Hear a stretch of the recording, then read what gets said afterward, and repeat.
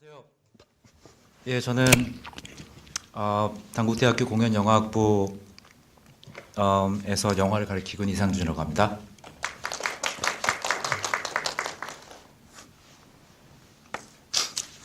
그럼 어떻게 보셨어요? 솔직하게 말씀하셔도 돼요. 재밌었나요? 예.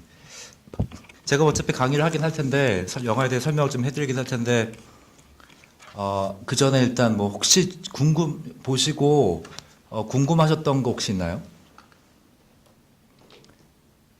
좀 이따가도 질의응답이 있을 텐데 그냥 제일 먼저 어떤 것들이 궁금하게 생각나시는지 좀 궁금해서요. 저도 이 영화를 보고 뭔가 궁금한 점이 있었다. 있으세요? 아무거나. 예, 저기 가운데 저분. 새 배우분들이 이 영화가 촬영되기 이전에도 인지도가 있고 쇼 비즈니스 업계에서 워낙 그런 관객들의 기대가 있는 배우분들이셨는지. 예, 좋은 질문이고요. 저 강의 내용에서 바로 진행하다가 답을 드리겠습니다. 그리고 또 궁금한 거 있으세요? 예. 당시로서는 상당한 비용과 시간이 들었을 것 같은데 혹시 제작 관련한 자료들이 남아있는지 궁금합니다. 예. 당연히 제작 관련된 자료가 많이 남아있지는 않겠죠. 근데 당시 홍콩 사실 이 작품 그 홍콩 야상곡, 이제 홍콩 녹턴이라는 영어 제목이기도 한데요. 이 홍콩 야상곡은 1966년에 제작이 사실 시작이 돼서 67년에 개봉을 했거든요. 홍콩에서 쇼 브라더스라는 당대의 가장 큰 규모의 아시아에서 가장 큰 사실 아시아에서 가장 큰 규모의 스튜디오를 지니고 있던 영화사였고 한 해에 보통 40에서 45편 정도 영화를 제작하던 영화사였기 때문에 이 영화사 시스템 안에서 완성이 된 작품이고 제작비는 당시로 보면 가장 높은 제작비 수준은 아니지만 이 최상급에 들어간 제작비가 사용이 된 거거든요. 여기에 대한 자료들은 뭐 찾아보기 쉽지는 않지만 홍콩 영상자료원 내에 있는 자료들을 뒤지다 보면 그 당시에 이제 홍콩 영화 잡지들이 있거든요. 뒤지다 보면은 이 영화 제작비가 상당한 수준이었다는 것은 대충 예상이 가요. 대략 생각하시면 그 당시 홍콩 쇼브라더스 영화사에서 가장 제작비를 많이 투여하던 작품은 당연히 장철 감독의 무협 영화들이고 무협 영화들에는 가장 최고의 제작비가 들어가는 거고 그 다음에 이런 장르 영화들이 있잖아요. 이제 뮤지컬, 그 다음에 이제 코미디, 그 다음에 그 당시에 유행하던 제임스 본드 007 스타일 첩보 영화들 이런 영화들은 바로 그 다음 단계. 그 다음에 홍콩 현지 관객들 대상으로 하는 이제 광동어 영화들 같은 경우에는 그보다 아주 저렴한 비용으로 이 3등분을 보통 돼서 제작이 됐다고 알고 있어요. 거기에 관련된 부분도 이제 곧 얘기가 나올 것 같아요. 이런 질문도 사실은 할 수가 있어요. 뭐냐하면 이 작품 홍콩 야상곡 1967년도 작품인데 감독 이름이 이노우에 우메스고 이게 분명히 홍콩 영화라고 했는데 감독 이름은 사실 일본인이거든요. 그럼 이 영화는 또 한두 가지 더 말씀드리다 보면 촬영을 맡은 사람은 누구냐? 촬영은 또 니시모토 타다시라는 일본인 촬영 감독이에요. 이 니시모토 타다시라는 사람은 사실은 이국정원 촬영을 맡았던 사람이기도 하거든요. 일본인이고 한 가지 더 있어요. 이 영화의 음악, 이 노래들을 이 뮤지컬 넘버들을 작곡한 사람은 루이치 하토리, 역시 일본인이에요. 안무 역시 일본인이에요. 그럼 도대체 이 작품, 여러분이 보신 이 홍콩 야상곡이라는 작품에서 뮤지컬 영화에서 가장 중요한 사람들이 결국은 연출은 당연하겠지만 이제 촬영, 작곡, 그죠? 그리고 안무 이런 부분들이 사실은 다 일본인이었다. 그럼 이거는 1967년도 홍콩의 쇼브라더스 영화사의 작품인데 왜 일본인들이 이렇게 대거 이 작품에 참여가 되어 있는가라는 궁금증이 처음에 생길 수도 있어요. 그죠? 거기에 대한 답도 제가 좀 드릴 생각이고 또 한 가지 생각할 수 있는 또 하나의 질문거리는 이게 홍콩 영화죠. 그죠? 홍콩 영화라고 국적상 홍콩 영화예요. 쇼브라더스 영화고 그럼 이게 광동어 영화여야 되는데 이건 만다린이에요. 광동어가 아니라. 그럼 왜 홍콩 영화인데 왜 만다린일까? 광동어가 아니고 그것도 또 하나의 질문이 나올 수 있는 부분이거든요. 거기에 대한 대답도 또 드릴 수가 있을 거고 아까 지금 막 저기 여자분께서 질문하신 이 세 명의 배우들은 그 당시 유명한 이 뭐죠? 뮤지션들이나 아니면 퍼포머들이었느냐라는 질문이 또 있을 수가 있잖아요. 이 세 사람은 전부 다 쇼브라더스 소속 전속 배우들이고요. 가운데 있는 사진상 가운데 있는 여자분이죠. 둘째 딸. 그 착하고 지고지순한 그리고 춤 되게 잘 추고 모든 것에 헌신을 한 둘째 딸 역할을 맡은 배우는 정페페. 그러니까 챙페이페이라고 해서 호금전 감독의 방랑의 결투인가요? 한국 제목이 방랑의 결투죠. 그래서 호금전 감독의 방랑의 결투에서의 이 쌍검을 들고 이렇게 멋진 액션을 취하던 당시 홍콩 영화계의 최고의 스타였죠. 최고의 스타였던 챙페이페이고 그 옆에 이제 첫째 딸 같은 경우에는 릴리호라고 그 이후에 이때는 이제 처음에 주목받는 스타였고 70년대를 휘어잡았던 쇼브라더스계의 탑 스타이기도 하고요. 막내딸 같은 경우에도 역시 그 당시에 인기가 좀 어느 정도 자리 잡고 있었던 좀 귀엽게 생겼잖아요. 그죠? 그러니까 친핑은 되게 귀엽게 생겨서 그 당시엔 뭐 국민 여동생 같은 느낌을 풍기던 그런 배우였어요. 셋 다 그 당시에 이제 탑 여배우였다고 생각하시면 될 거고요. 그러면 이제 본격적인 내용을 좀 오늘 제가 준비한 내용은 사실 강의도 이건 제 뭐 대학교에서 하는 수업 강의도 아니고 우리 여러분들의 이 당시 홍콩 영화에 대해서 어느 정도 알고 계신지 혹은 쇼브라더스에 대한 지식이 어느 정도 있으신지 또 어느 정도 알고 싶으신지 제가 정확히 판단될 수가 없다라는 생각에 일단 제가 생각하는 기준을 잡아서 여러분들한테 이 강의 제목 역시 1960년대 홍콩 뮤지컬과 쇼브라더스 영화사잖아요. 그러니까 쇼브라더스 영화사는 도대체 어떤 곳이었나에 대한 기본적인 정보를 좀 드리고 그리고 쇼브라더스 영화사에서 이 이노ue 우메스고라는 감독이 이 뮤지컬을 만들게 됐잖아요. 이게 어떤 배경으로 이렇게 만들어졌는가? 그 다음에 홍콩 뮤지컬 영화들의 전통은 어떤 것이 있었을까? 역사는 어떤 것일까에 대해서 간략하게 좀 풀어나가 볼까 하거든요. 여러분들께 도움이 좀 됐으면 좋겠고 혹시 제가 하는 얘기 다 알고 계신 분들도 좀 참고 들으셔도 괜찮으실 것 같고요. 오늘 처음 들으신 분들이 많다면은 좀 도움이 됐으면 좋겠습니다. 그럼 한번 좀 시작을 좀 해볼게요. 자.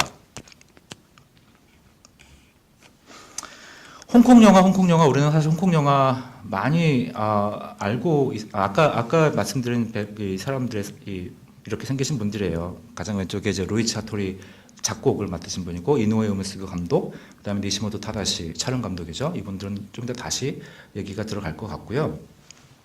자, 홍콩 영화는 우리가 알고 있는 홍콩 영화는 어떻게 시작된 것일까? 일단 아주 쉽게 생각하면 홍콩 영화 역사는 시작은 언제일까라고 생각하면 쉽게 정의를 내릴 수가 있어요. 홍콩 영화 역사는 중화인민공화국의 탄생과 함께 시작됐다라고 생각하시면 돼요. 뭐 이게 무슨 말이냐면요. 여러분들 이미 다 잘 알고 계시겠지만 이 국민당하고 그죠? 공산당하고 긴 내전 끝에 모택동이 이끄는 이 공산당이 승리를 하죠. 그래서 1949년 10월 1일에 중화인민공화국이 선포가 됩니다. 그리고 이제 내전에서 패한 국민당은 당연히 대만으로 이제 옮겨가게 되고요. 그래서 이게 어떤 걸 상징하느냐 하면 이 1949년 10월 1일부로 중국 소위 말해서 이제 삼중국 영화 산업의 역사가 시작이 된다는 얘기죠. 특히 홍콩 같은 경우에 자 1930년대 본토 얘기를 합시다. 1930년대는 중국 영화의 황금기로 불리는 시기죠. 당시에 이 당시 상하이는 아시아의 헐리우드라고 이제 부를 정도로 영화 산업 자체가 엄청나게 발달을 해 있었어요. 이에 대해서 또 많은 연구들이 이미 존재를 하고 있는데 이 1930년대 최전성기를 구가했던 상하이 영화 산업이 이 국민당, 공산당 내전으로 상당히 피폐해지고 그리고 1941년부터 45년까지 또 일본의 지배를 겪으면서 말 그대로 이 황금기였던 영화 산업 자체가 쉽게 말해서 박살이 나게 되죠. 무너지게 됩니다. 자, 더 거기에다가 1949년에 또 이제 이 중화인민공화국이 성립이 되고 나니까 그럼 도대체 이 상하이에 있던 수많은 영화인들은 어디로 가게 되는가? 이 상하이에 있는 수많은 영화인들이 어딘가로 이주를 해야 되잖아요. 일부는 대만으로 가요. 일부는 대만으로 가고 또 일부는 싱가포르로 갔고 또 일부는 홍콩으로 갑니다. 근데 싱가포르는 주로 그 당시 상하이의 거상들과 자본들이죠. 영화의 자본인 제작자들 중에 일부가 상하이 싱가포르로 가게 되는데 대부분의 영화 인력들, 그 감독들, 배우들 그리고 영화 제작자 대부분의 영화 인력들은 육로를 통해서 홍콩으로 내려가게 돼요. 즉 다시 말하면 홍콩 같은 경우에는 뭐가 되냐면 그러면 뜬금없이 준비가 안 된 상태죠. 홍콩도 물론 영화 산업이 자체적으로 존재를 하고 있어서 미비한 상황이었잖아요. 그러니까 홍콩은 1950년대 갑자기 고급 영화 인력들이 대거 유입이 된 상황이 발생을 하는 거죠. 왜냐하면 싱가포르로 간 화교들도 있지만 싱가포르로 간 화교는 소수고 상당수는 홍콩으로 넘어갔으니까 홍콩을 내려오면서 홍콩 영화 산업이 갑자기 부흥을 하게 돼요. 왜냐하면 북경 출신, 상해 출신의 뛰어난 영화 인재들이 홍콩으로 몰려들었으니까. 그리고 쇼 브라더스도 이 중에 하나였습니다. 쇼 브라더스 같은 경우에는 지도 어차피 대부분 이제 중국 지도는 아실 테니까 이제 북경에서 상하이에서 홍콩으로 다 내려가게 된 거죠. 쇼 브라더스 같은 경우에는 역사가 좀 있어요. 쇼 브라더스는 홍콩의 영화사만을 의미하는 것은 아니에요. 쇼 브라더스는 사실은 쇼 브라더스 영화사를 소유하고 있는 가족, 소씨 형제죠. 이 쇼는 우리가 알고 있는 그 쇼 할 때의 쇼가 아니라 성씨예요. SHAW 그래서 소씨 가문인데 소씨 형제들이라고 이렇게 생각할 수 있는데 쇼 브라더스의 출발점은 어디냐? 상하이예요.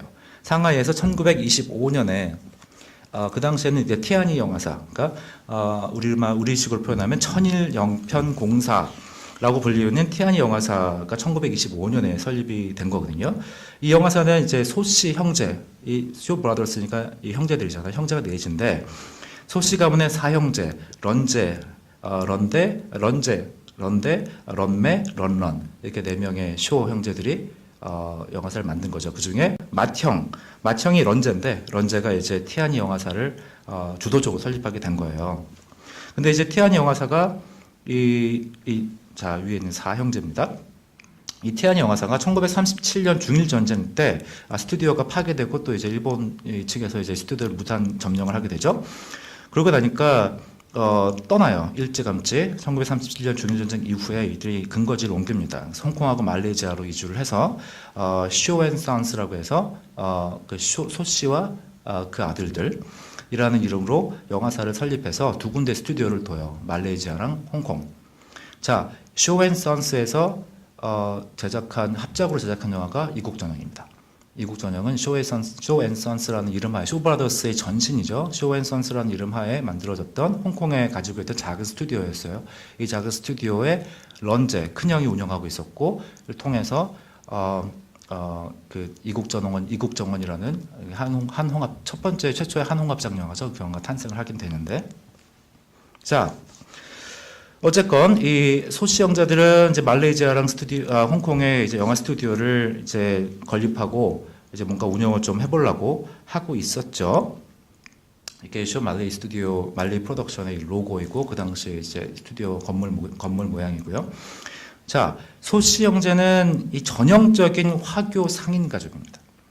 이분들은 전형적인 비즈니스맨들이에요. 그러니까 영화를 너무 사랑하고 영화 예술을 너무 아끼고 영화 문화를 발전시키기 위해 영화를 만든 사람들이라기보다는 철저한 비즈니스맨들이라고 생각하시면 돼요. 중일전쟁 때 그리고 또 그 이후 넘어가면서 이제 태평양전쟁 때 가문의 부를 상당수 잃어버리는 상황이 발생을 하지만 아주 전형적이고 아주 뛰어난 화교 상인들이다 보니까 말레이시아와 싱가포르, 홍콩이라는 새로운 땅에서 이들 형제가 아주 급속도로 부와 명예를 이제 막 쌓아가기 시작해요.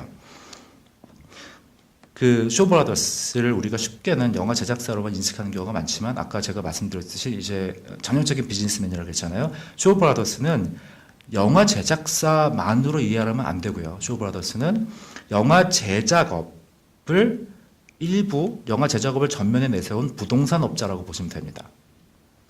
자, 어떻게 되냐면요. 자, 1950년대 이 사람들이 이 쇼브라더스가 어떻게 활동을 했냐. 말레이시아랑 싱가포르, 홍콩 쪽으로 옮겼잖아요. 이 사람들은 이 낙후되어 있던 이런 지역들에 극장을 짓고 극장과 레스토랑, 볼링장, 쇼핑센터를 다 모여있는 위락시설을 건설하기 시작해요. 소위 말해서 어뮤즈먼트 파크라고 자기네가 불렀는데 이런 위락시설들을 지으기 시작하면서 저가의 땅을 사서 고가로 만드는 방식을 취해요. 극장하고 이런 볼링장, 이런 나이트클럽을 만들어내니까 그쪽이 상업지구로 발달이 되잖아요. 그걸 통해서 부를 취득하는 거죠. 그렇게 운영을 하기 위해서 영화들이 필요했던 거죠. 자, 그래서 봅시다. 1950년대 중반 정도가 되면 이 싱가포르, 말레이시아, 홍콩 이 지역 안에 대략 10개 어뮤즈먼트 파크를 만들고 그리고 대략 100개 정도의 극장을 신축하거나 혹은 매입을 하게 됩니다. 일단 이 100개 정도의 극장을 손에 넣고 나니까 이들 형제는 이 100개 정도의 이미 매입한 극장들은 조금 수준이 떨어지는 극장들이 대부분이 되는 거예요. 그러니까 이런 극장들 싱가포르에 이제 쇼브라더스가 소유하고 있었던 극장들 일부 사진들인데 그리고 나니까 이 쇼브라더스가 이 지역의 맹주가 딱 되기 위해서는 뭐가 필요하냐? 최고급 최신식 극장을 짓자.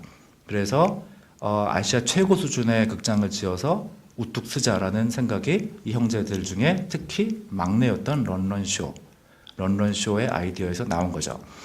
그래서 1957년부터 59년까지 이 2년 동안 소씨 형제들은 이런 프로젝트를 세워요. 한 달에 극장 한 개 짓기 프로젝트. 한 달에 소위 말하는 무비 팰리스 하나씩 짓자.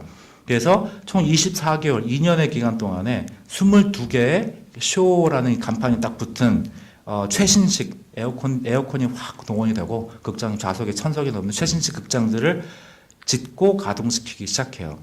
이 사업은 1959년 말에 완료가 되는데 1959년 말이 되면 이 말레이시아, 싱가포르, 홍콩 외 보르네오, 베트남, 태국, 대만 이 지역을 통틀어 총 127개의 극장을 소유하게 됩니다. 엄청난 숫자죠. 127개.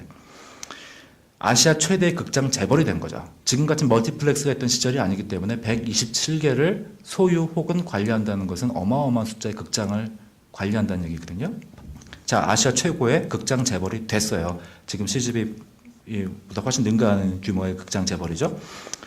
그리고 이것만이 아니에요. 화교 49년 중화인민공화국 설립 이후에 탁 터지잖아요. 탁 터져가지고 이제 중국인들이 여기저기 아시아가 아닌 미국, 캐나다, 호주, 영국 등지로 화교들이 흩어지니까 이들을 대상으로 극장업을 또 아이디어를 낸 거죠. 그래서 이런 대도시에 있는 그러니까 서구 대도시에 있는 차이나타운의 극장을 또 매입하거나 대여하는 거죠. 그래서 차이나타운 극장 사업을 시작을 했어요. 이게 대략 30개 정도 된다. 그 당시 전성기 때는 한 30개 정도의 해외 극장을 운영하고 있었고요. 마지막 남아있는 쇼브라더스가 소유하고 있던 혹은 쇼브라더스와 계약을 맺고 있던 차이나타운 극장이 문 닫은 게 2002년 맨하탄이에요. 뉴욕 맨하탄에서 마지막 쇼브라더스 차이나타운 극장이 문을 닫았어요. 그때까지 운영을 했다는 얘기죠. 그리고 그 극장 체인을 통해서 우리가 알고 있는 비련의 여인 달기라는 영화 있죠. 그 한홍합작 영화 달기. 우리가 사실 정확하게 판단을 못 내리고 정확하게 모르겠지만 그 영화는 1967년에 맨하탄에 상영이 됐어요. 우리를 통해서가 아니라 이 쇼브라더스의 극장 체인을 통해서 한홍합작 영화 이렇게 달기라는 영화는 맨하탄 57번가에서 상영이 됐었죠. 자, 이렇게 어마어마한 규모의 부를 축적한 쇼브라더스. 하지만 천적은 있었죠. 라이벌. 이 쇼브라더스의 소씨 형제의 유일한 라이벌은 당시 국제 전형 MPNGI라고 불리고 그 이후에 캐스웨이 영화사라고 불리기도 했는데 이 국제 전형이 소씨 형제의 유일한 라이벌이었어요. 사실 오히려 소씨 형제의 사업보다 조금 더 앞서가 있었죠. 이 국제 전형 같은 경우에 이 영화사는 이제 록 가문이 운영을 했는데 록 가문의 이제 장남 록칸토라는 사람이 이 영화사를 운영을 했어요. 이 영화사를 시작을 하고 운영을 했는데 이 록 가문은 영화 비즈니스가 아니라 말레이시아 출신이고 광산업으로 돈을 번 이 가족이에요. 광산업으로 돈을 벌고 그다음에 부동산 투자를 시작한 거죠. 부동산 투자로 여기도 극장업, 영화 제작업을 다 두루 하고 있었고 이 쇼브라더스랑 다르게 록 가문은 상당히 인텔리 가문이죠. 이 로칸토는 옥스포드에서 교육을 받고 조류 사진을 찍는 게 취미였던 아주 부유한 부르조아 영화 제작자였는데 당연히 좀 더 세련되고 도회적인 영화를 많이 제작을 했던 영화사가 국제전형이라고 하는 영화사예요. 근데 이제 이 영화사가 1960년대 중반 넘어가면 쇼브라더스랑 맹렬하게 서로 간에 치고받고 싸우면서 계속 경쟁을 하다가 쇼브라더스가 압승을 하게 되죠. 왜냐하면 오늘 보신 영화가 사실은 거기에 대한 모르겠어요. 이게 이 홍콩 홍콩 녹턴 이 영화 홍콩 야상곡 이 영화가 쇼브라더스의 런던 쇼가 사실은 뭐 만든 영화긴 하니까 런던 쇼가 사실은 뭐라고 한지는 모르겠지만 이 로칸토 국제전형의 사장의 로칸토 비행기 사고로 죽거든요. 그리고 로칸토의 국제전형의 키운 스타가 극중에서 비행기 사고로 죽은 피터 호가 로칸토가 키운 스타예요. 사실은 그렇게 악랄한 마음 품지는 않았을 거라고 저는 생각을 하고 어쨌건 그래서 1960년대 중반이 넘어가면 이제 쇼브라더스가 이제 승기를 잡게 되죠. 자, 설명이 좀 너무 길은 것 같아요. 그럼 이제 쇼브라더스를 본격적으로 넘어갈게요. 그 소씨가문 사형제, 런제, 런메, 런데, 런런 이 사람들이 있고 그 중에 막내가 런런쇼라고 했잖아요. 오래 살았습니다. 올해 1월에 돌아가셨죠. 107세. 오래오래 살고 이분만큼 살아생전 부와 명예를 다 누리고 존경을 다 누리고 하신 분도 쉽지 않을 거예요. 왜냐하면 보통 이렇게 60년대 잘 나가던 영화 제작자가 말년을 부유하게 보내기 쉽지 않은데 이분은 돌아가실 때 화교 최대 재벌 중에 한 명으로 돌아가셨죠. 여러분이 혹시 TVB라는 중화권 중화권에서 가장 큰 TV 채널이 있을 거예요. TVB가 런런쇼, 쇼브라더스가 사실은 거의 다 소유하고 있는 방송사이기도 하죠. 전 세계에서 가장 큰 규모의 방송사라고 보통 하죠. 매년 중화권을 잡고 있으니까. 자, 이 런런쇼는 다른 형들과는 다르게 영화를 아주 사랑했어요. 그래서 영화를 좀 더 재밌고 좋은 영화, 자기 형들이 만든 영화가 너무 수준이 낮아. 그래서 항상 불만이 있었어요. 그래서 형들이 만드는 수준 낮은 영화 말고 자기는 상하이에서 옛날에 만들던 규모가 크고 화려하고 작품성이 높은 영화들을 만들고 싶다라는 개인적인 야망이 있었어요. 그래서 1959년에 이 막내 동생인 런런이 영화 사업을 물려받아요. 형들은 이제 부동산 사업에 더 집중을 하게 되고 막내가 런런쇼가 영화 사업을 물려받아서 영화사 이름을 쇼브라더스라고 이름을 바꾼 다음에 말레이시아를 버리고 홍콩으로 전략적으로 선택을 해서 홍콩의 청수만이라는데 아시아 최대 규모의 영화 스튜디오인 무비타운이라는 걸 건립하게 돼요. 이게 일본의 다이에이 영화사를 모델로 했다고 해요. 그 다이에이 영화사의 수장인 나가타 마사이치라는 영화 제작자가 있는데 나가타 마사이치한테 이제 이 블루프린트를 받아가지고 비슷하게 흉내를 냈다고 하는데 이건 1961년에 공사가 시작돼서 1966년에 완공이 돼요. 그러니까 홍콩 야상곡이 제작될 때는 이미 완성이 된 후였겠죠. 동시에 12편의 영화를 제작할 수가 있었고 그리고 500명 정도가 기술직으로 근무를 하고 있는 대단한 규모였죠. 15명의 전속 시나리오 작가도 있었고 24명의 보조 작가, 작가군이 총 40명 가까이 됐었고 전속 감독을 대략 20명 정도 확보하고 있었는 규모였으니까 가히 그 당시에는 거의 아시아 최대 규모의 스튜디오 중에 하나라고 볼 수 있겠죠. 근데 재밌는 거는 이렇게 런런쇼가 이 청수만에 이 무비타운 이렇게 엄청나게 큰 규모의 영화 스튜디오를 지어놓고 동시에 큰 규모 영화를 돌리면서 어떤 관객을 염두에 두고 영화를 만들었는가가 재미있는 이제 질문거리가 될 수 있겠는데 왜냐하면 홍콩으로만 한정 지으면 관객이 얼마 없어요. 그 당시 60년대 인구가 300만 정도가 있었는데 300만을 위해서 이렇게 큰 스튜디오를 돌리면서 영화를 만들 수는 없잖아요. 그러면 런런쇼는 누구를 위해 영화를 만들었는가? 그 당시 전 세계로 흩어져 있었던 대략 1억 명 가까운 화교. 1억 명에 가까운 화교가 런런쇼의 주 타겟이었죠. 그래서 쇼브라더스가 만든 영화는 다 광동어가 아니라 만다린으로 만든 거예요. 왜냐면 홍콩 관객은 별로 신경을 안 썼죠. 관심 없었어요. 300만 밖에 없어요. 그냥 옵션이죠. 이 사람이 생각했던 건 전 세계 이 화교 네트워크를 연결하는 영화를 만들겠다라는 목적이었던 거죠. 그러다 보니까 여러분들 혹시 60년대 중후반 쇼브라더스에서 만든 영화들을 보다 보면 느낄 수 있겠지만 어떤 영화들도 홍콩 이야기를 하는 영화들은 거의 없다시피 해요. 자, 중국 그죠? 특히 명조, 청조부터도 사실은 뭐 마땅치 않죠. 명조, 주로 명조를 배경으로 한 영화들이 대부분이고, 그리고 사극이나 중국 전통 민담, 전래 역사 이런 데서 이런 데서 가져온 영화들, 즉 1930년대 샹하이에서 만들어졌던 중국 역사를 배경으로 한 대작 영화들을 다시 만드는 거예요. 강산미인이나 우리가 알고 있는 영화 중에 양산박과 추경대, 그리고 양귀비 같은 영화들 다 30년대 만들었던 영화들을 다시 리메이크하는 거죠. 특히 당시 그 당시 60년대 초 홍콩 영화계의 최고의 홍콩 영화계 신상옥이었죠. 리한샹 감독.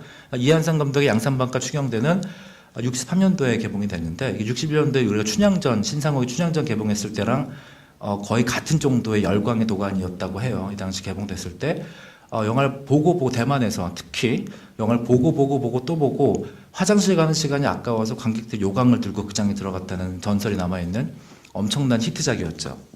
그래서 양산박과 추경대 이런 영화들을 당시 있었고, 그래서 이런 유형의 영화들을 크게 성공을 하면서 조어 브라더스가 압도적인 이 우위를 점하게 됐는데, 근데 관객들의 취향이라는 게 사실 계속 변하잖아요. 1966년에 호금정 감독이 이제 방랑의 검객, 그리고 1967년에 장철이 외파리 이런 영화들이 등장을 하면서 대작 사극 영화 중심에서 이제 무협 영화 중심으로 인기 장르가 옮겨가게 됩니다. 그리고 연간 제작 편수가 1967년 정도가 되면 한 47편 정도가 되면서 이제 안정적으로 40편 이상의 영화를 확보할 수 있는 그런 안정적 시스템을 구축하게 되는 거죠. 이런 건 주로 수업 시간, 도표가 엄청 크네. 예. 여기서 보시면 대충 아시겠지만 얼마큼이나 이 쇼브라더스가 그 당시 홍콩 영화계를 장악했느냐. 61년도에 보시면 그 MPNGI는 국제전형이죠. 국제전형과 쇼브라더스에 차지하는 위치는 미약했죠. 그죠? 근데 1970년도 되면 전체 홍콩 영화 제작 편수의 절반은 이 두 영화사에서 나오는 거예요.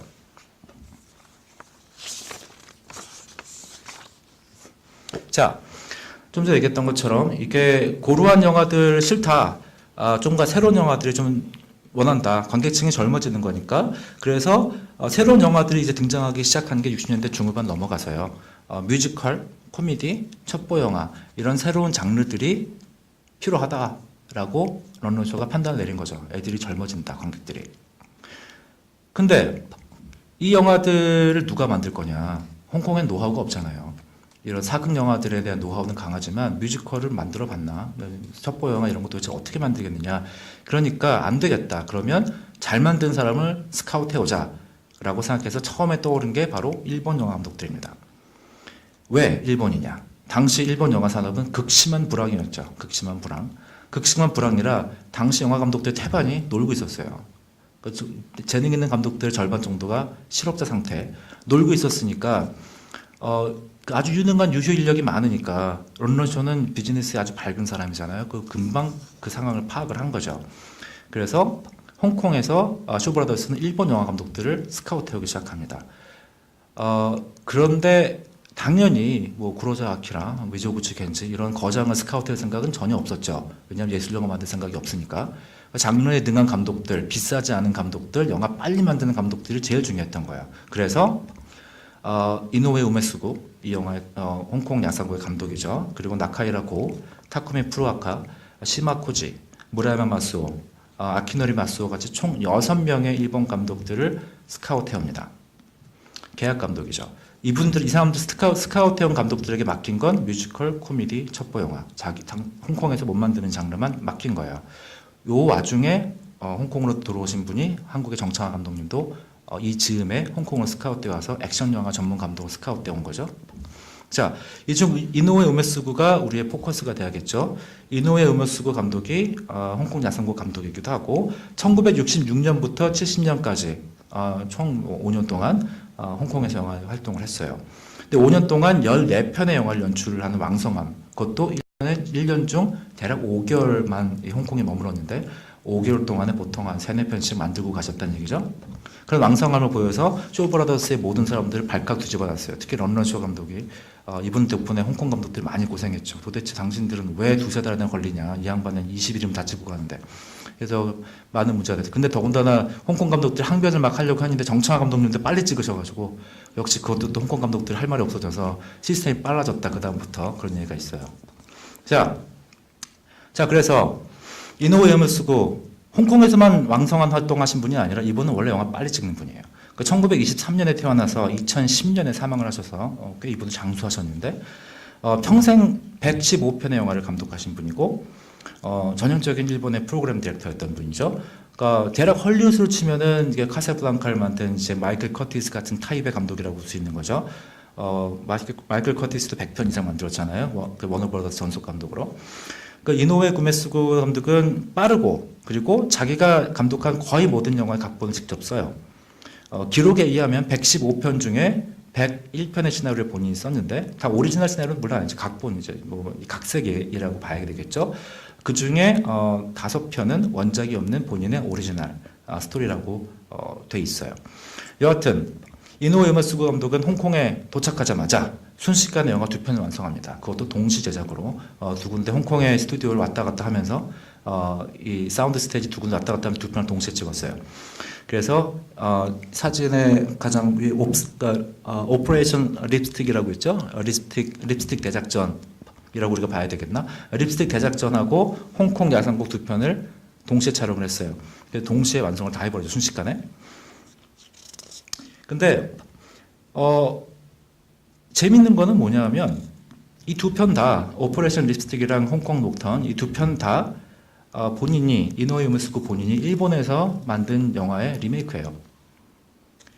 오늘 보신 영화 홍콩 야상곡은 원작이 있는 영화입니다. 그것도 감독 본인이 일본에서 본인이 1963년에 연출한 영화예요. 그걸 홍콩에서 다시 찍은 거죠. 그대로. 왜 그랬을까? 이분의 필모그래피 보면 자기 영화 리메이크한 적은 없어요. 홍콩에서 찍었을 때 빼고. 쉽게 생각하면 이노우에 야마수고는 홍콩 영화산을 무시했던 거죠.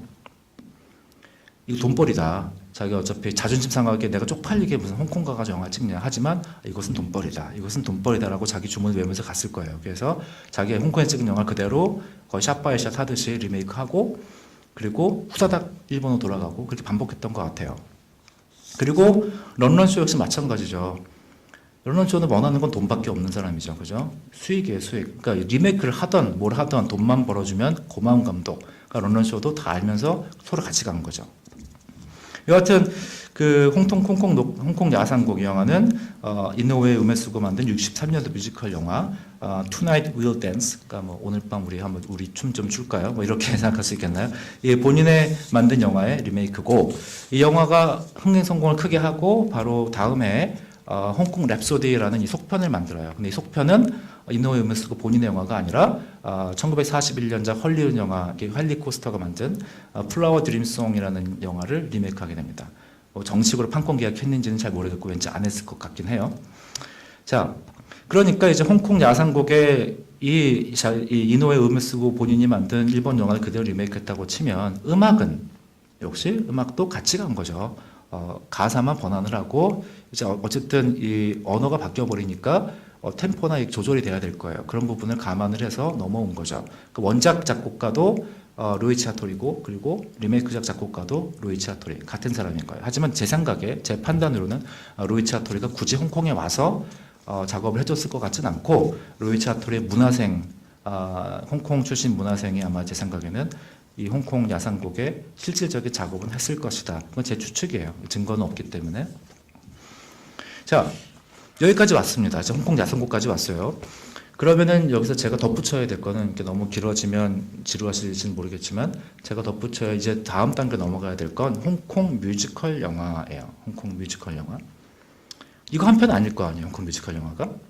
그리고 홍콩 뮤지컬 영화 역사는 도대체 어떤 걸까? 어떤 홍콩 뮤지컬 영화들이 그 당시에 인기가 있었고 어떤 유형의 영화들이 있었을까를 길게 설명하면 한없이 길어지니까 짧게 설명을 드려보는 게 좋을 것 같아요.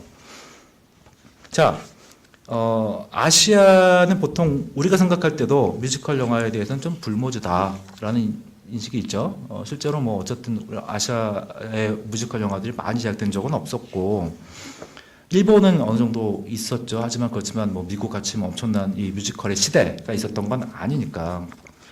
우리도 한국 영화사에서도 뮤지컬 영화 상당히 드물게 제작이 된 경우고, 그죠? 홍콩은 그러면 어땠을까?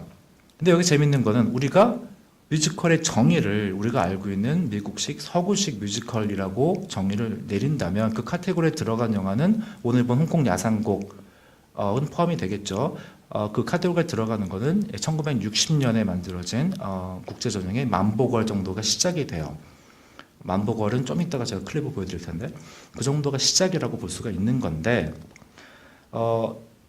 우리가 그 뮤지컬 영화의 이 범위를 조금 넓게 만약에 본다면 그러면 소위 말해서 광동 오페라, 칸토네스 오페라라고 하잖아요. 월극이라고도 하는 이 경극 월극 있죠, 그죠? 광동 오페라 영화들이 1950년대 엄청난 인기를 홍콩에서 끌었었어요.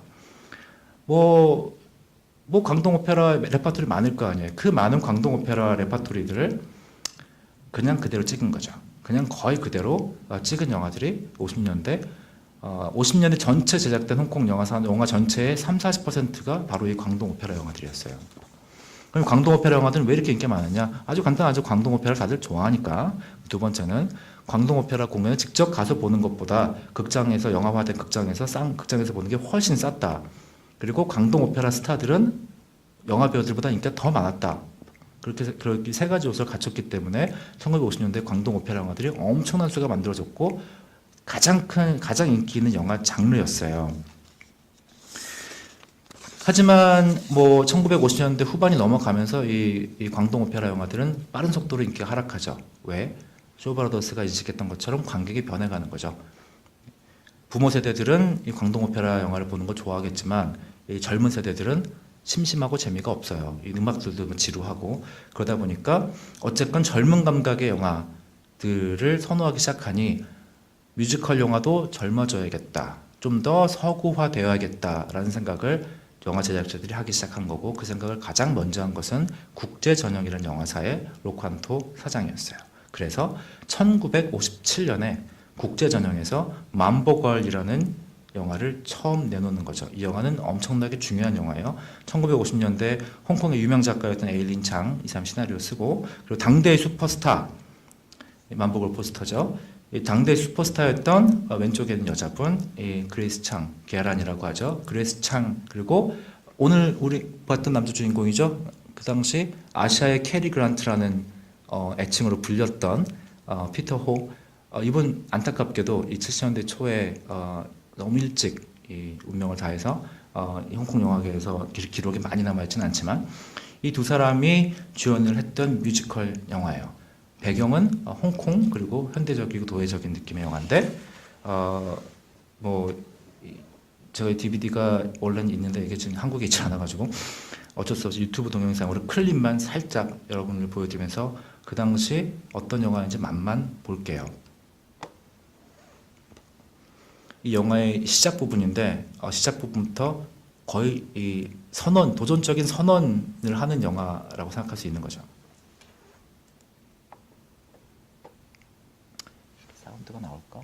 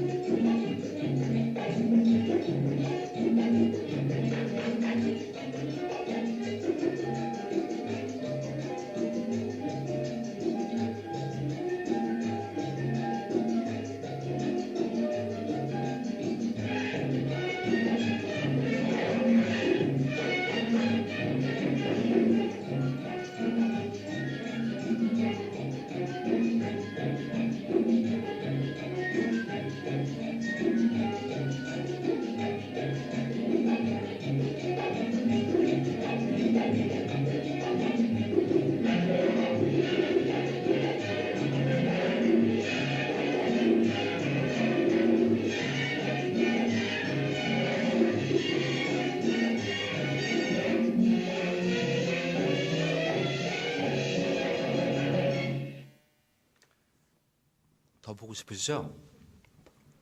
재밌어요, 이 영화.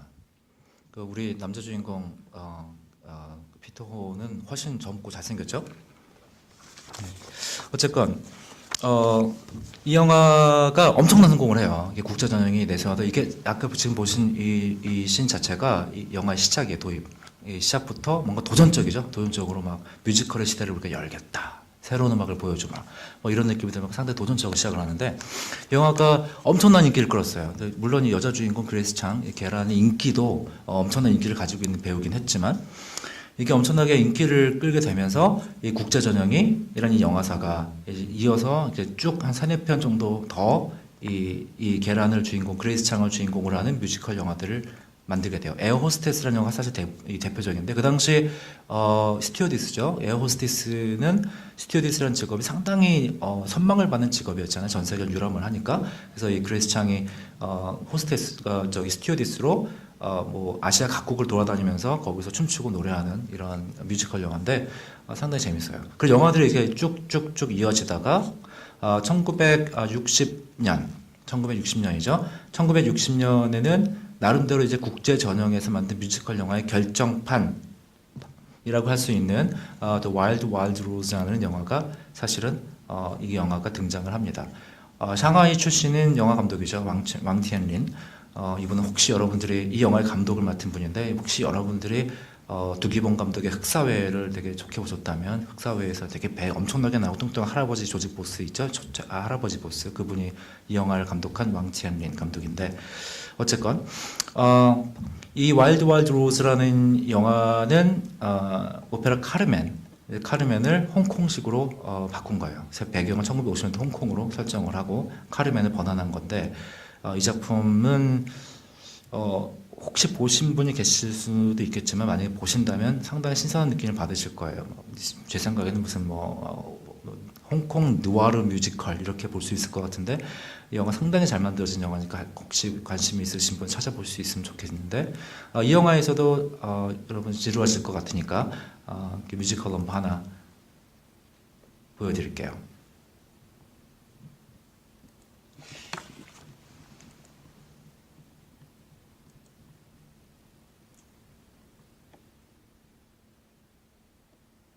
사운드가 안 나오네. 시치 나를 보고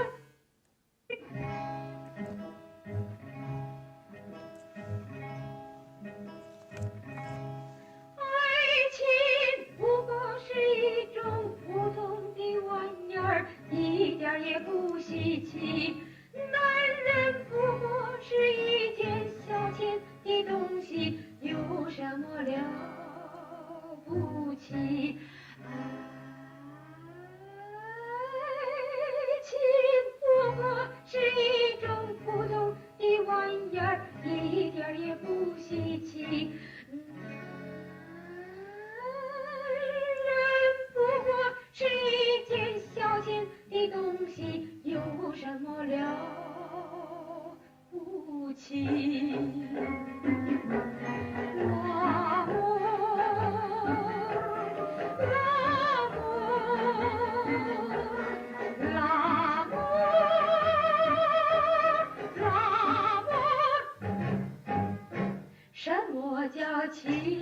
什么叫义？还不是大家自己骗自己。什么叫痴？什么叫迷？简直是男的女的在做戏。是男人我都喜欢，不管穷富和高低。是男人我都打起鼓，怕你再有魔力。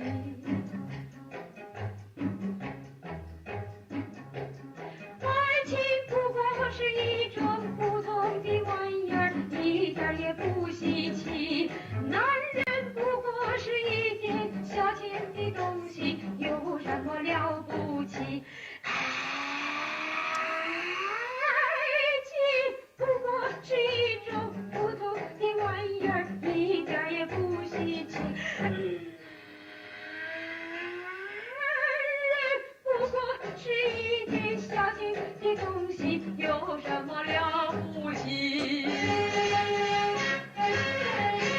什么叫情？什么叫义？还不是大家自己骗自己。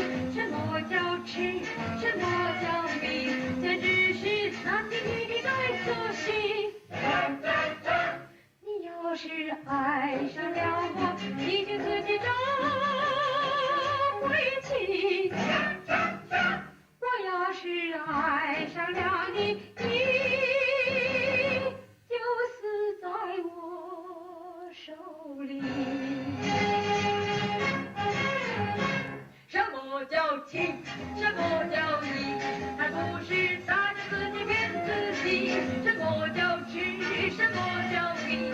简直是男的女的在做戏。你要是爱上了我，你就自己找回去。我要是爱上了你，你就死在我手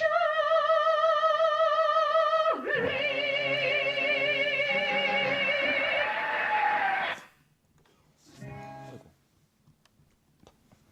예. 자, 그래서 이 또 와일드 와일드 로즈라는 영화가 1960년에 등장을 해서 지금 막 보시는 거는 역시 하바네라, 카르멘의 하바네라잖아요, 그죠? 홍콩식 부른 거고 이 영화의 음악을 담당한 사람이 누구냐? 작곡을 담당한 사람이 물론 작곡인데 뭐 기존에 있는 오페라 넘버들에 주로 이제 편곡이 주로 많아요. 그리고 뭐 새로 만든 작곡된 곡도 있고 이 영화 또 와일드 와일드 로즈의 음악을 담당한 사람이 바로 루이치 하토리. 루이치 하토리라는 일본 작곡가를 우리 홍콩 야상곡의 작곡가기도 하죠. 처음 발굴해서 픽업해서 데려온 게 국제 전형의 로칸토예요. 로칸토 감독이 루이치 하토리를 홍콩을 제일 먼저 데리고 왔고 그래서 또 와일드 와일드 로즈 이후에 한 3-4편 정도 더 홍콩에서 뮤지컬을 음악을 작곡을 하다가 다시 일본으로 돌아갔는데 그걸 다시 낚아채가지고 데려온 게 이제 런런쇼죠. 계약 끝난 거 딱 보고 대단한 사람이에요, 런런쇼는. 자, 어쨌건 이 더 와일드 와일드 로스까지 흥행에 성공하고 나니까 뮤지컬 쪽은 초기에는 국제 전형이 확 잡아버린 게 되잖아요. 그러니까 런런쇼는 배가 아프죠. 쇼브라더스는 어떻게든 요걸 따라잡아봐야 되겠는데 배가 아픈데 쌓아놓은 인프라는 없어요. 그죠? 딱히 인프라도 없고, 그리고 작곡가, 이 루이치 하토리는 저쪽에서 쥐고 있고, 이 감독도 이 뮤지컬 해본 적이 없고, 그러다 보니까, 어떻게 해야 되겠느냐. 일단 규모를 키우자. 라고 해서, 자, 니네는 흑백으로 찍었지. 우리는 칼라 시네마스코프로 간다. 라고 해서 만든 게, 르벨이라는 영화인데, 이 영화는, 그, 니시모토 타다시, 일본인, 당시, 홍콩에서는 유일하게 칼라 시네마스코프로 영화를 제대로 찍을 수 있는 촬영 감독이었잖아요. 니시모토 타다시한테 마음껏 돈을 써봐라. 라고 해서, 이, 당시, 상당한, 제작비를 들인 영화, 이거 완성이 돼요. 흥행에도 크게 성공을 하죠. 그리고 이 영화에도, 우리가 좀 전에 보셨던 그 피터호, 아시아의 캐리 그란트, 피터호가 또 등장을 해요. 이때 그 비싼 몸값을 자랑하던 피터호를 쇼브라더스가 이렇게 스카우트 해온 거죠. 데리고 와가지고 여기 딱 박았어요. 그래서 이 영화가 흥행 성공을 하고, 하지만 이 영화도 흥행 성공을 하고 그 다음에 이어진 영화들이 그다지 크게 주목을 받거나 흥행해서 재미를 보지 못했죠. 그래서 쇼 브라더스는 뮤지컬 영화는 더 이상 만들지 말자라고 일단 딱 스탑을 했어요. 그래서 63년 정도 되면 국제 전형이건 쇼 브라더스건 이제 더 이상 뮤지컬 영화를 만들지 않게 됐는데, 그러다가 다시 만들어진 게 오늘 보신 홍콩 야상곡. 이노에 우메스구 감독이 일본으로 오면서 본인이 일본에서 만들었던 영화를 리메이크하는 뮤지컬 영화를 내가 만들겠다라고 해서 만들어진 작품이 홍콩 야상곡이었던 거죠. 그래서 다시 총집합한 거죠. 니시모토 타다시 데리고 오고, 그리고 루이치 하토리 음악 맡고, 그래서 본인이 연출하고, 그래서 만들어낸 거죠. 그리고 쇼 브라더스는 당시 쇼 브라더스가 자랑하던 최고의 스타 정페페를 제공을 했어요. 정페페 이분은 특히 그 우측 하단에 있는 사진을 보고 있으면 1963년에 만들어진 영화 제목이 기억이 안 나네. 아무튼 너무 청순하고 예쁘죠. 예, 그 당시 진짜 이 미모의 절정에 딱 올랐던 시기가 67년, 8년 그 언저리예요. 저희가 홍콩 야상곡 봤었던. 그래서 어쨌건 이 정페페라는 여배우는 이 상하이 출신이에요. 상하이 출신이고 원래 발레를 공부했어요. 그래서 무용을 했던 사람이기 때문에 몸이 훨씬 유연해서 이 홍콩으로 이주한 후 호금정 감독이 방랑의 검객을 만든 방랑의 결투인가요? 방랑의 검객인가요? Come Drink With Me. 대취업, 그죠? 이 대취업이라는 이 영화를 만들면서 정페페를 이제 캐스팅하죠. 왜냐하면 그 당시에 무협 영화의 붐을 처음으로 이끌었던 이 호금정 감독이 원했던 건 이 무술 유단자가 아니라 무용을 하듯이 발레를 하듯이 춤을 추듯이 액션을 소화할 수 있는 사람 배우를 원했던 거니까 정페페가 딱이었고, 정페페가 호금정 감독 덕분에 스타가 됐고, 그 바로 직후에 이 홍콩 야상곡에 출연을 하면서 본인이 원래 몸에 배 있는 춤을 영화 속에서 보여주게 된 거예요. 노래는 본인이 했느냐라고 제가 재작년에 이 정페페, 지금 여사님이죠, 정페페 여사님을 만났을 때 물어봤는데 처음에는 본인이 했다 하다가 나중에는 본인이 하지 않았다고 그러더라고요. 그래서 노래는 본인이 하지 않은 것이 맞는 것 같습니다. 이게 뭐 공식적인 건지 모르겠지만 본인이 그렇게 얘기했으니 본인이 안 했겠죠. 자, 그래서 이노에 우메스구는 이 홍콩 야상곡을 만든 1년 후에 이제 홍콩 랩소디라는 속편, 41년도 헐리우드 영화가 사실 원작인 영화를 만들고 뮤지컬 영화에 손을 떼요. 이노에 우메스구 감독이 손을 떼고 쇼 브라더스가 더 이상 뮤지컬 영화를 만들지 않으면서 홍콩 영화에서는 뮤지컬 영화가 그 이후로 사라집니다. 1969년을 마지막으로 뮤지컬 영화가 끝나요. 도표에서 보시죠. 1969년의 끝으로 70년부터 뮤지컬 영화 그냥 유명한 그 당시에 인기 있는 장르들이 얼마나 많이 배분됐느냐. 저는 이걸 보여주고 싶은 건 쇼 브라더스가 얼마나 영악한 제작사인가, 얼마나 비즈니스에 강한 사람인가를 보여주는 거예요. 생각해 보세요. 1962년 때 보면 역사물, 그죠? 역사물의 전체 작품의 반 정도 됐었죠, 그죠? 그러다가 역사물이 1968년 되면 그냥 뚝 떨어지고 나머지 거의 절반 이상의 자리를 무협 영화들이 차지를 하는데, 1970년에 돼버리면 역사물이 아예 한 편 제작이 안 되고 거의 60% 이상이 무협 영화, 나머지 멜로 드라마 끝, 이렇게 돼버리잖아요. 그죠? 선택과 집중, 쇼 브라더스만한 선택과 집중을 보인 영화사는 내가 보기에는 없는 것 같아요. 돈이 되는 영화로 무조건 가고 돈이 안 되면 다 빠진다. 대단한 전략이에요. 짧은 시간에 확 변하죠. 어쨌든 쇼 브라더스는 1970년 직점을 해서 정점 69년이 넘어가면서 뮤지컬 영화에 손을 놓고, 아까 말씀드린 국제 전형이라는 영화사는 사주인 로칸토가 비행기 사고로 운명을 달리하면서, 사주인 로칸토만 죽은 게 아니에요. 그 비행기 사고로 그 영화사의 오른팔 왼팔 제작부장 다 죽었어요. 그래서 영화사 자체가 휘청해버린 거죠. 그러면서 국제 전형 영화사도 더 이상 작업을 하지 않게 되니까 홍콩에서 뮤지컬을 만들 수 있는 사람이 없어진 거예요. 그래서 정말 놀랍게도 진가신 감독의 Perhaps Love라는 영화가 있었죠. 이 영화가 2005년 개봉작으로 나는 기억하고 있는데요. 이 Perhaps Love가 개봉되기 전까지 무려 36년 동안 홍콩에서 뮤지컬 영화가 한 편도 만들어지지 않은 거예요. 그래서 69년 이후에 한 편도 만들어지지 않았다가 2005년에 진가신 감독의 퍼스트 러브가 36년 만에 부활이었던 거예요. 뮤지컬 영화로서는. 물론 이건 뭐 범아시아 합작 영화를 만들었던 거지만, 자 지금까지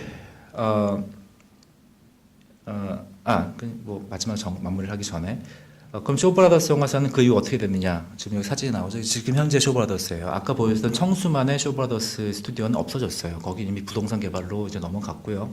왜냐하면 쇼브라더스 영화사가 80년대 초에 영화 사업을 접거든요. 영화 사업을 접고 방송에 집중을 하게 돼요. TVB라는 방송사에 집중을 하고 영화가 돈이 별로 안 되니까 방송으로 가겠다. 전 세계 사실 유례가 별로 없어요.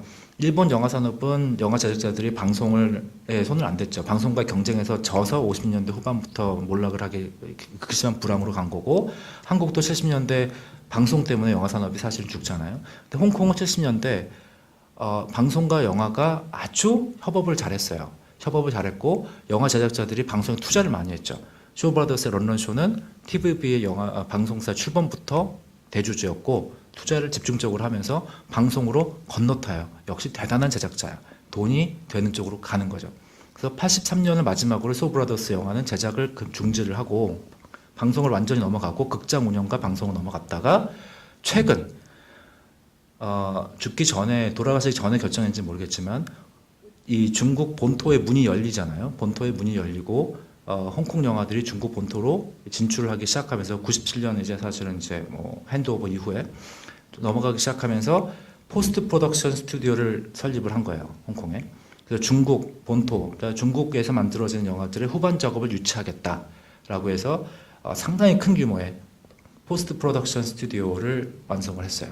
이게 이건 제가 2008년에 갔을 때 봤던 정도의 사이즈인데 그렇게 해서 완성을 해서 지금 쇼브라더스는 주로 포스트 프로덕션이고 이제 영화도 만들어요. 영화도 만드는데 1년에 보통 10편 안쪽으로 영화 제작을 좀 하긴 하는 규모죠. 적게는 뭐 5-6편도 만들고 영화 산업은 역시 주력은 아닌 거예요. 영화 제작은 이제 포스트 프로덕션하고 투자 그리고 TV, 극장, 부동산 이 모든 걸 아우른 화교권 최대 재벌 중에 하나죠. 하나인 모든 부와 명예의 천수를 다 누리고 올해 초에 런던 쇼는 이제 떠나셨죠. 그리고 혹시 정페페 여사의 가장 최근 사진이 궁금하실 수도 있어서 가장 최근 사진을 보여드리는데 거기 제 사진 옆에 있어서 되게 민망하고 이게 화면이 큰 줄 몰랐거든요. 예, 저 정페페 여사입니다. 정페페 여사고요. 여전히 고우시죠.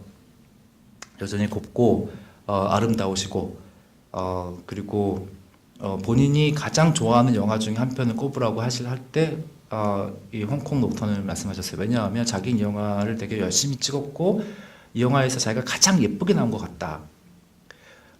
자기를 사람들이 이 쌍검 들고 이렇게 이 액션 스타로 기억하는 게 것보다는 이 아름다운 이 배우로 기억해 주는 게 더 좋다라는 사실 진실된 마음을 말씀해 주셔가지고 당신은 이제 이 홍콩 녹턴으로 기억되는 게 좋다. 제가 이렇게 그 영화 되게 좋아한다고 그랬더니 되게 좋아하시더라고요. 그래서 어쨌건 이제 정페페 여사의 가장 최근 2년 전이에요. 2년 전 가장 최근 근황이고 영상자료원에서 뭐 관심이 있으시면 뭐 우리 언제 한번 한국에도 모셔봐도 좋지 않나요? 그렇죠? 정페페 여사. 자 어쨌건 그래서 지금까지 또 이렇게 좀 얘기가 좀 길었던 것 같아요. 근데 오늘 다 같이 함께 관람한 이 홍콩 야상곡이라는 영화는 그런 1950년대 광동 오페라부터 시작해서 57년에 만보걸, 그다음에 와일드 와일드 로스, 그다음에 르벨 같은 영화로 쭉쭉 이어지면서 나름의 노하우를 일정 정도 구축을 했던 홍콩 영화 산업, 특히 쇼브라더스가 일종의 나름 그 시스템 안에서의 일종의 정점을 보여준 작품이다. 그 작품이 대단히 뛰어난 영화라고 얘기할 수는 없죠. 물론 그렇지만 그 시스템 안에서 보여줄 수 있는 가장 최상의 결과물을 보여준 작품. 뮤지컬 용어서 그래서 짧지만 상당히 굵은 이 족적을 남겼던 홍콩 뮤지컬 영화의 한 시대를 마감하는 작품, 제 사진이 마감하는 작품 중에 작품이라고 기억될 수 있을 것 같아요. 그 홍콩 야상곡 이런 작품은 홍콩 야성국의 포스터를 찾으라고. 예, 홍콩 야성국의 작품 그런 작품으로 기억될 수 있을 것 같고, 뭐 저도 개인적으로 그런 의미에서 좋아하는 작품이기도 하고요. 그 야담 이것도 여담이지만 여기 뒤에 보시면 이제 그 당시 홍콩 1967년에 영화가 만들어질 당시에 그 당시 홍콩엔 집집마다 컬러 TV가 있지 않았죠. 그리고 당시 홍콩은 다른 나라보다 TV가 좀 늦게 도입이 되고 늦게 발전했거든요. 근데 그래서 이 당시 홍콩의 가정에서는 저기 TV 여기서 보시는 것처럼 집집마다 TV를 보고 그러던 시절은 아닌데 이게 일본 영화의 리메이크다 보니까 아마 이노ue 우메스 감독이 샷 바이 샷 그대로 찍고 싶었던 것 같아요. 그래서 똑같은 설정을 바꿔놓지 않았던 것 같은 건 그냥 좀 여담이고.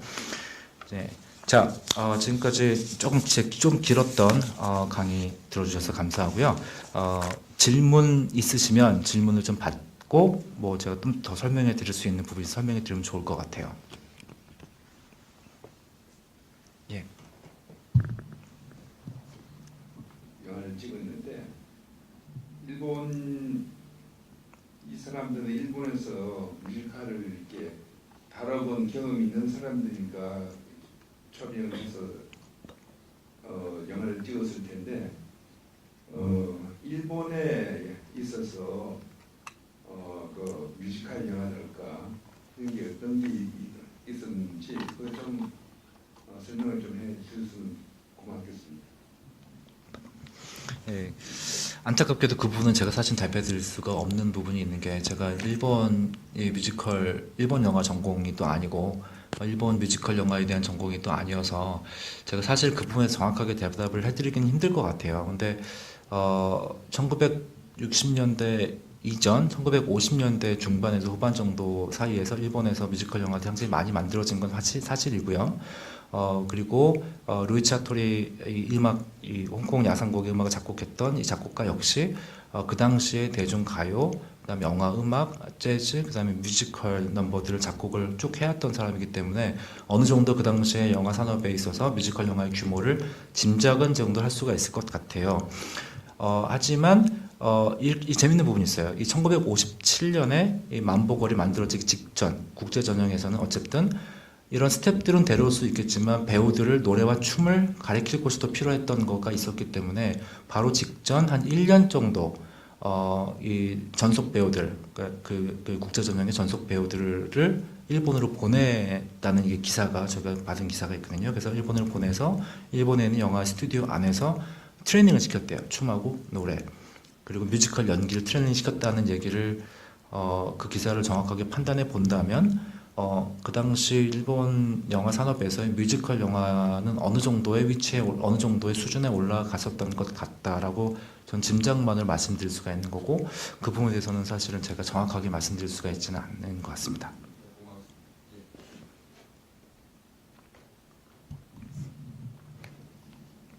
저 아까 도표를 보다가 예. 생긴 의문인데요. 그 쇼브라더스랑 국제전형이 점차 그 전체 홍콩 영화 제작 편수의 절반 이상을 차지하게 됐던 그 도표를 봤는데 그 두 요거죠. 영화사의 제작 편수는 는 반면에 전체 홍콩 영화 제작 편수는 거의 반으로 줄었잖아요. 예. 그걸 보니까 요새도 그 거대 대기업들이 영화 배급을 점령하면서 뭐 작은 영화의 다양성이 죽고 있다 이런 좀 문제가 되고 우리나라도 되고 있는 그런 부분이 있어서 그런 게 지금 저 당시 홍콩에서 일어났던 어떤 현상인지 그게 좀 궁금하고 또 다른 거는 이 홍콩 야상곡 영화에 관한 질문인데요. 그 원작 자체가 그 일본 영화를 리메이크했는데 그 감독이 각본을 대부분 썼는데 뭐 원작 있는 거를 각색만 했다고 아까 말씀하신 분이 있는데 영화를 보니까 스토리 자체가 전형적인 해피엔딩이 아니고 그 세 자매가 다 약간 짝을 이루지는 못하잖아. 결혼을 했다가 뭐 이렇게 상처를 한다던가 그런 게 그 당시로서는 되게 전형적인 해피엔딩이 아니라 조금 되게 독특한 좀 새로운 결말 같다는 생각이 들거든요. 그래서 이게 원래 물론 소설이나 이런 원작이 있는 건지 그 감독이 뭐 이렇게 직접 썼다고 그 리메이크 했다고 하셨는데 그게 정확하게 약간 모호해서 궁금증이 또 들고요. 그리고 또 전체적으로 이 쇼브라더스가 영화를 제작할 때 그 홍콩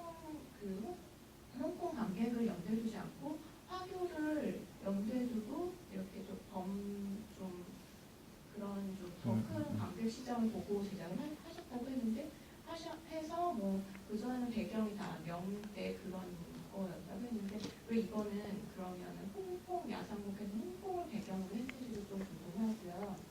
그리고 그 작곡가 부분에 대해서는 여러 번 언급을 해주셨는데 이게 뮤지컬 영화인 만큼 안무 같은 것도 조금 궁금하거든요. 안무 같은 경우에는 뭐 작곡가가 겸했는지 아니면 감독이 관여를 했는지 그 부분도 조금 궁금합니다. 질문이 대단히 많잖아요. 그래서 제가 4가지 질문 한꺼번에 다 받은 것 같은데요. 자, 일단 도표부터, 근데 제가 설명을 하다가 질문을 까먹을 수도 있거든요. 그러니까 그럼 제가 좀 다시 한번 확인할 수도 있을 것 같아요. 지금 말고요. 일단 이 도표에 사실 2가지 답을 한꺼번에 드릴 수가 있는 도표예요. 이 도표를 보면 뭐가 있냐면, 자 보세요. 61년도에 보면 이 국제전형하고 쇼브라더스가 대략 한 20% 정도밖에 안 되는 거였죠. 그 나머지 아더스가 있잖아요. 그 나머지는 어떤 영화들인가가 사실 궁금해질 수가 있잖아요. 왜냐면 홍콩은 뭐 쇼브라더스랑 국제전형밖에 영화를 안 만든 게 아니니까. 그럼 나머지에서는 어떤 영화들이 만들어졌냐? 라고 생각하면 이 나머지 영화들은 광동어 영화들이에요. 그러니까 홍콩 로컬 관객들을 위한 영화들이 존재를 했던 거죠. 왜냐하면 쇼브라더스랑 국제전형이 들어와서 영화를 만들기 전에도 홍콩에는 영화 산업이 있었을 거 아니에요. 홍콩에서는 뭐 그 당시에 이제 광동 오페라 영화들이 쭉 있었고 그 이후에는 그 지역 그 언어로 만들어진 그 지역 300만 명의 인구를 대상으로 한 영화들이 쭉 만들어졌었어요. 이게 쭉 만들어지다가 그 다음에 쭉쭉쭉 넘어가다 보면 아까 말씀하신 독과점이나 이런 문제 말씀하셨잖아요. 사실 맞죠. 런던쇼랑 그 국제전형이 서로 이 파이 키우는 싸움에서 계속 경쟁을 하면서 극장을 야금야금 먹기 시작하고 계속 확장하다 보니까 이 광동어 영화들 시장이 사실은 위축돼서 그러다 보면 산업 자체가 괴멸된 상태까지 간 거거든요. 괴멸이 되다가 뭐 어떤 결과까지 오냐 하면 약간 홍콩 영화 역사를 보다 보면 항상 홍콩 영화 역사는 어느 정도 극단적인 경향이 항상 있는 것 같아요. 어쨌든 아마 인구 자체가 상당히 적고 지역 자체가 이렇게 크지 않기 때문에 국가 자체가 크지 않기 때문에 그런 것 같은데 어떤 분야이냐면 이거는 지금 다른 제작사들이 언어를 특별히 구분해 놓지 않은 도표예요. 그죠? 1970년에는 이제 이 광동어 그러니까 그 국제전형과 쇼브라더스 영화 이렇게 하면 안 보이겠는가? 국제전형과 쇼브라더스 영화 70년을 봤을 때 그러니까 절반 남은 절반이 아더스잖아요. 이때 나머지 절반도 결국은 이제 광동어가 아니라 만다린 영화로 이제 어느 정도 채워지기 시작하는 거거든요. 그러다가 1971년이 딱 되면 상당히 드라마틱하죠. 홍콩에서 제작된 영화 중에 광동어 영화가 사라져요. 만다린 영화가 한 해가 사라진 해가 딱 있어요. 한 해가 싹 완전히 사라지면서 그 산업 자체가 괴멸됐었던 거죠. 괴멸되면서 어떻게 전환이 되냐, 극적인 전환이 와요. 어떤 극적인 전환이냐?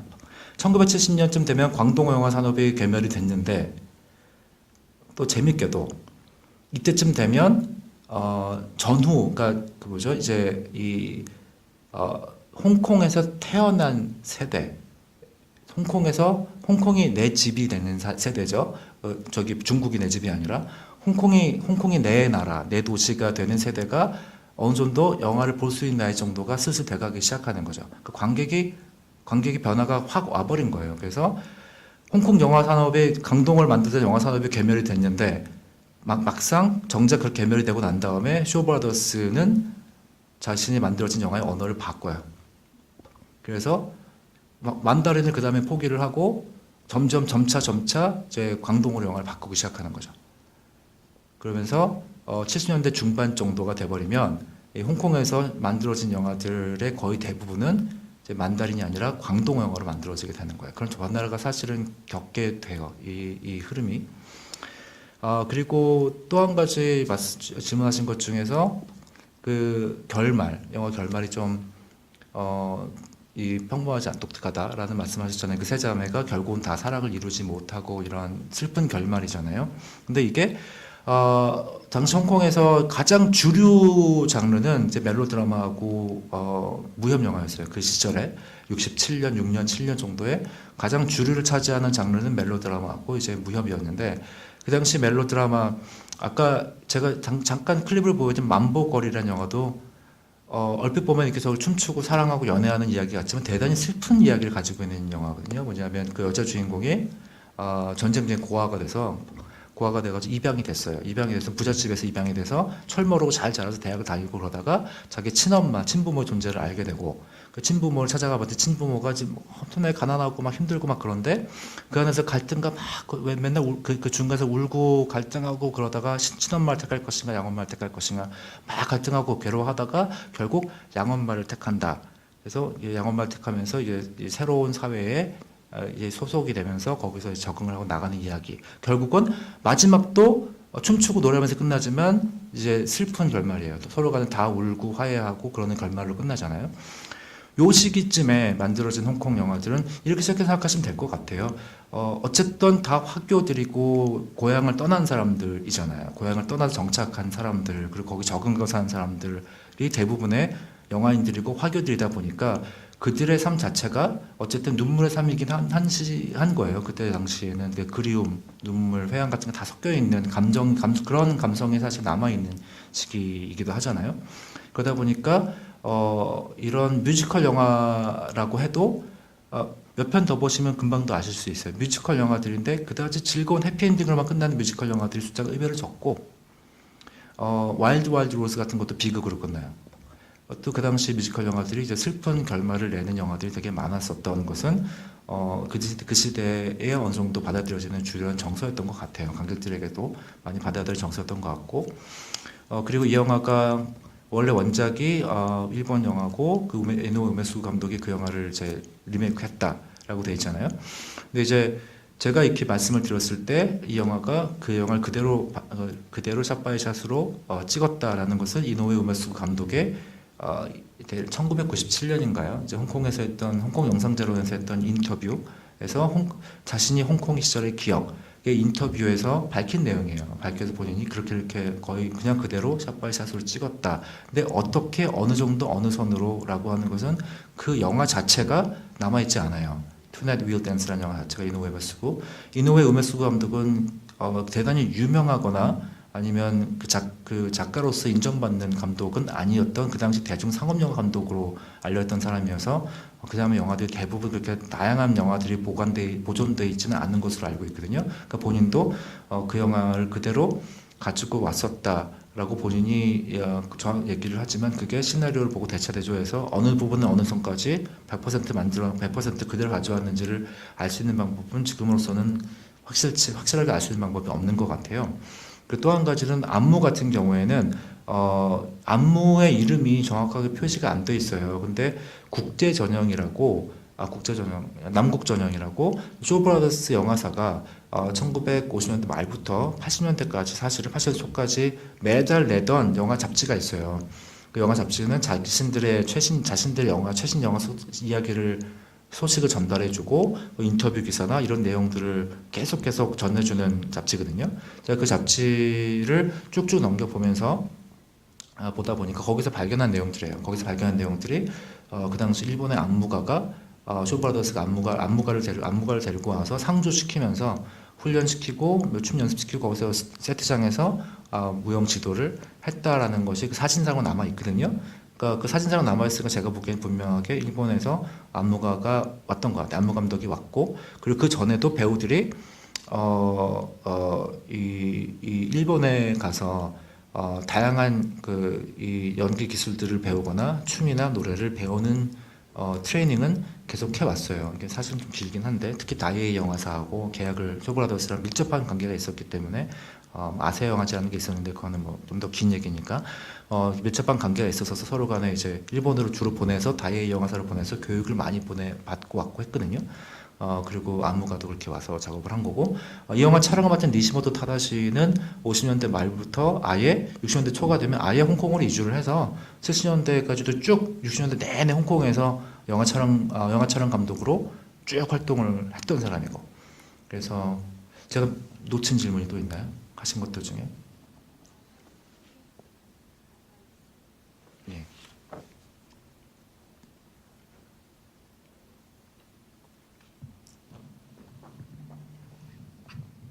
좋은 강의 잘 들었습니다.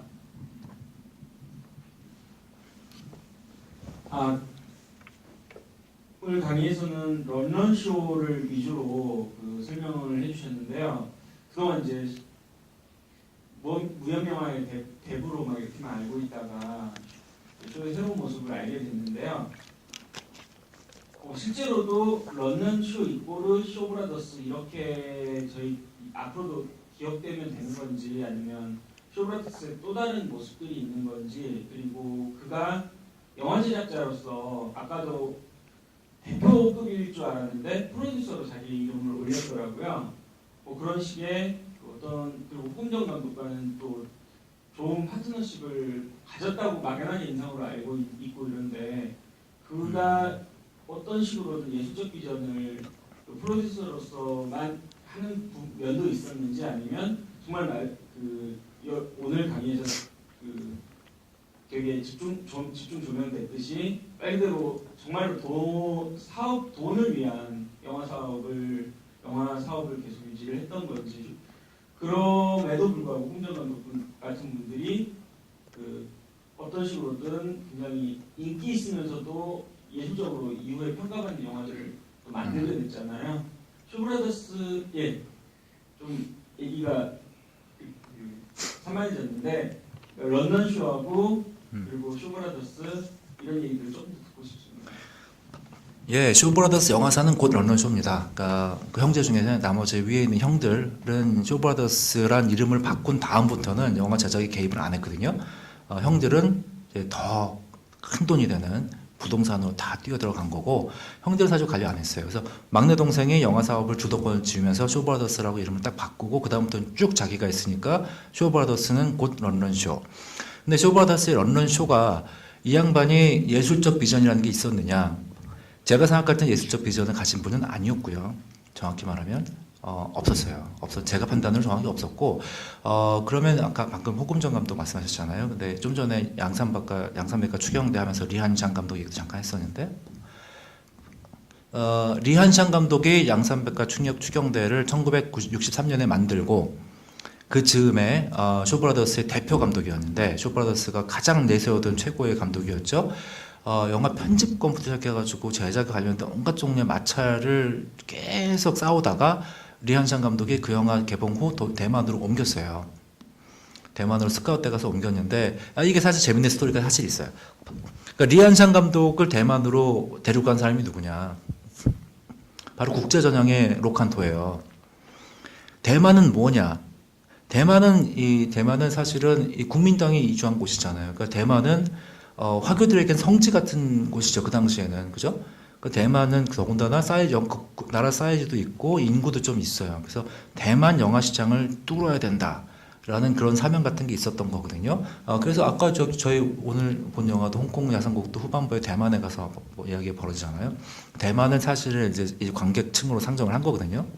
그래서 대만으로 옮겨가야겠다라고 서로 경쟁을 하고 있다가 로칸토가 이 국제전형의 로칸토가 이게 딱 스카웃을 한 거예요. 그래서 스카웃을 해서 내가 대만에 영화사 하나 사려주고 국면이라는 영화사를 만들었는데 사려주고 그리고 지금까지도 전설로 남아있는 당대 그러니까 대만 영화 역사상 가장 많은 제작비를 들인 영화로 가장 최근에 만든 레인보우 워리어인가 영화 전에 영화로 기록되어 있는 작품을 리한샹이 이제 대만에서 영화 찍게 돼요. 근데 뭐가 문제냐? 리한샹이라는 사람을 스카웃해서 대만에 앉혀놓은 건 좋았는데 앉혀놓고 다음에 죽었어요. 로칸토가 죽어버리면서 리한샹 이 감독은 갑자기 공중에 붕 떴죠. 공중에 붕 떠서 돌아갈 수도 없고 여기 있으려니 이 자본도 끌어올 수가 없고 그래서 엄청나게 고생하면서 이 60년대를 보내고 71년도에 고개 푹 숙이고 다시 런던쇼한테 돌아가서 쇼브라더스 영화를 다시 찍기 시작해요. 그러면서 소위 말해 이제 에로 사극이라는 장르를 개척을 해서 한국에서 많이 찍었어요. 리한샹 감독이 간통이라는 영화인가 아무튼 그래가지고 그것도 한국에서도 찍고 뭐 많이 찍었었어요. 자, 그 사람 치고 아까 호금전 말씀하셨잖아요. 근데 호금전이 쇼브라더스에서 찍은 영화 딱 2편밖에 없어요. 데뷔작하고 그 다음에 대취업, 그 정패패 나왔던 대취업의 국내 개봉 제목이 방랑의 검객인가요? 아니면 결투인가요? 결투, 방랑의 결투. 네, 방랑의 결투. 요거 찍고 런던쇼랑 크게 싸우고 대판 싸우고 대만으로 옮겼죠. 그래서 그래서 이 영화께서 여러분이 지금 보셨다면 여러분들이 보신 방랑의 결투는 의 최종 편집본은 런런쇼가 편집한 거죠. 호금전 감독은 전반부까지만 편집을 하고 후반부는 런런쇼가 편집하고 보충 촬영도 다 알아서 한 거예요. 그래서 호금전 감독 본인은 방랑의 결투의 지금 버전의 절반까지만 인정을 하고 뒤에 절반은 인정하지 않거든요. 본인도 돌아가시기 전까지 계속 그렇게 생각하셨었고, 그래서 그 영화의 최종 편집권 갖고 막 싸우다가 결국 화가 난 이 호금전이 영화 흥행에 성공하자마자 대만으로 가요. 대만으로 가서 대만의 영화 제작사들과 함께 만든 영화가 용문객잔이죠. 용문객잔은 홍콩에서 만든 게 아니라 대만에서 만들었거든요. 물론 홍콩에서 큰 성공을 했지만, 그리고 나서 협력 만들었다가 이제 다시는 돌아오지 못할 강을 건너버리는 상황이 발생한 거죠. 그래서 낙인이 찍혀서 그 영화 엄청난 흥행 실패 때문에 그 다음부터 인생을 되게 힘들게 사시다가 결국 그죠? LA에서 쓸쓸하게 돌아왔었는데, 그래서 호금전 감독도 떠나갔고, 그러니까 런런쇼가 원하는 감독은 자기 비전이 있는 감독이 아니었던 거죠. 런런쇼가 원하는 감독은 장르 영화를 잘 계속 대들지 않고 제일 찍어내는 사람이 제일 자기가 사랑하는 감독이에요. 장철 감독은 그런 의미에서 런런쇼랑은 궁합이 맞았고, 호금전은 예술가적 비전이 너무 강했던 사람이기 때문에 안 맞았고요. 리안샹 감독도 야심이 너무 컸기 때문에 안 맞았던 거죠. 그래서 하몽아 같은 감독이 있는데, 하몽아 같은 모든 장르를 다 찍는 감독이 있어요. 이제 하몽아 같은 감독이 바로 런런쇼가 원하는 감독. 그리고 이노에 우메스구 같은 감독이 런런쇼가 제일 좋아하는 감독이에요. 돈 적게 쓰고 빨리 찍고 돈 잘 벌고. 그러니까 이런 감독을 제일 좋아했던 거죠. 그러니까 소우 브라더스는 런런쇼의 영화사고, 런런쇼의 영화사인 쇼 브라더스는 예술적 완성도를 영화사 자체에서 의도한 적은 없는 것 같아요.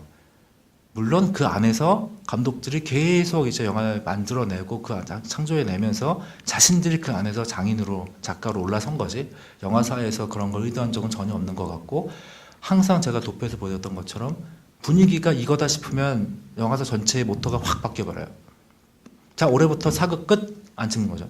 올해부터 무슨 영화는 다 액션. 그 다음에 또 쿵푸 인기가 넘어가니까, 자, 그러면 장철 너도 이젠 별로야. 이제 쿵푸 잘 치는 사람으로 넘어가는 거죠, 이제. 그렇게 쭉쭉쭉 넘어가다가, 그다음에 소위 말해서 우리나라도 피해갈 수 없었지만 70년대 중후반에 이제 에로 영화의 물결이 이렇게 들어오기 시작하잖아요.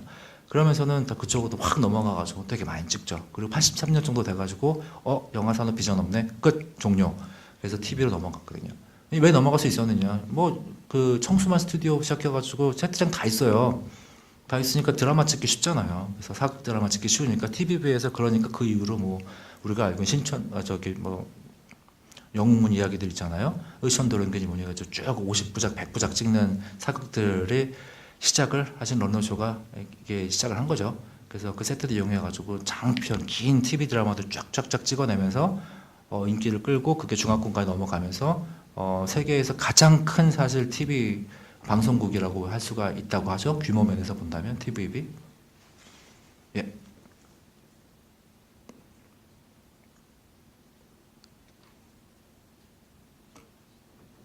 더 질문은 없으신가요? 제가 답변을 너무 길게 하다 보니까 질문을 하시는 분이 좀 두려운 것 같아요. 또 질문하면 저 사람 답변을 길게 하겠구나. 짧게 해야 되는데. 그러면 없으시면 이제 종료하셔도 될까요? 예, 그럼 긴 시간 수고 많으셨고요. 제가 한 얘기 들으시느라고. 아무튼 오늘 재밌는 영화 봤고 오늘 재밌는 토론이었습니다. 감사합니다.